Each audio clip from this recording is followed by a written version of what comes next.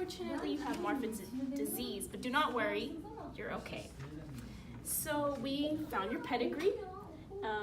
This is your dad, your mom, and this is your brother, and you. And so what Marfan's disease is an autosomal dominant gene. So that means that either your mom or dad had it, or maybe even both, and they passed it along to you and your brother, unfortunately. So I know that you were curious about how this will affect you in playing sports, and well, what Marfan's disease is that your connective tissues in your body is very weakened. You have very lanky fingers, but it's okay. This is really bad for you when playing sports, and you should know why. It's that if you get hurt, if you bump into someone, it's gonna really hurt. You're gonna break something easily, and you may be damaged for life.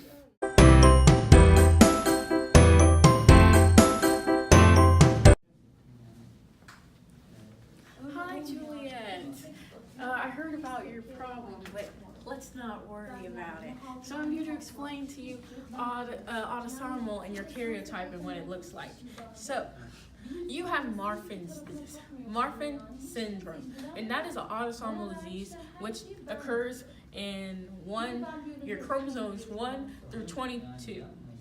All right. So Marfan's disease affects a gene called the FBN1 gene. So if you look here, this is what the normal gene looks like. But when you have Marfan's disease, you have over 300 mutations inside this gene that causes Marfan's disease. No, don't worry.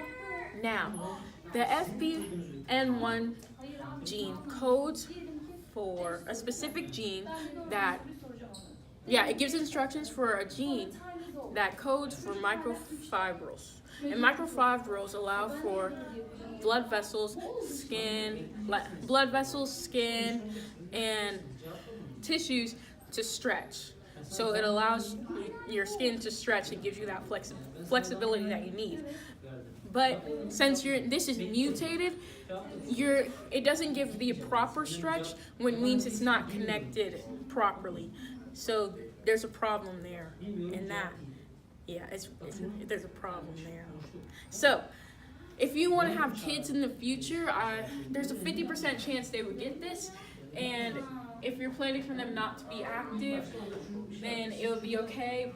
But sports is has a big risk factor to it because you can easily break your arm or get hurt easily. So if you're thinking of ever having kids, you have a 50% chance of your kid getting it.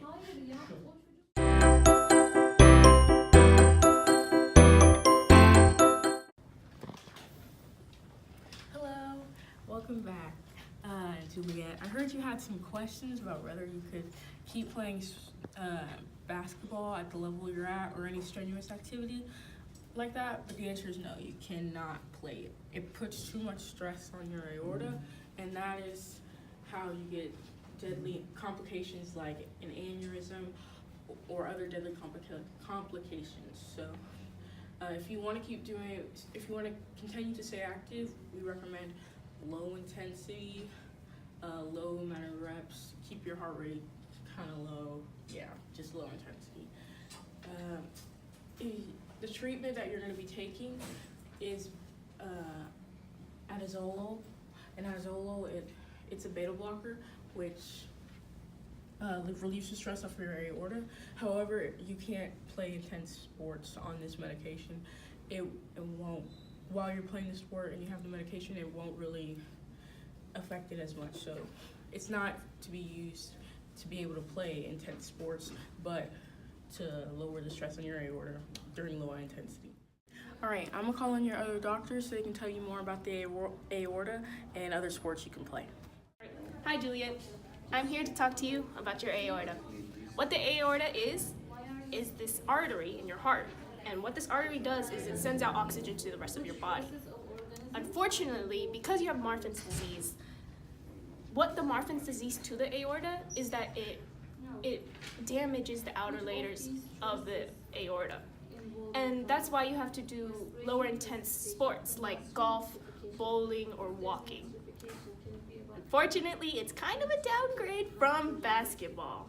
But there's many ways to make golf, bowling, and walking fun, especially if it keeps you safe. Okay, bye Juliette. Bye. Hope you have a nice life. Bye. Have a nice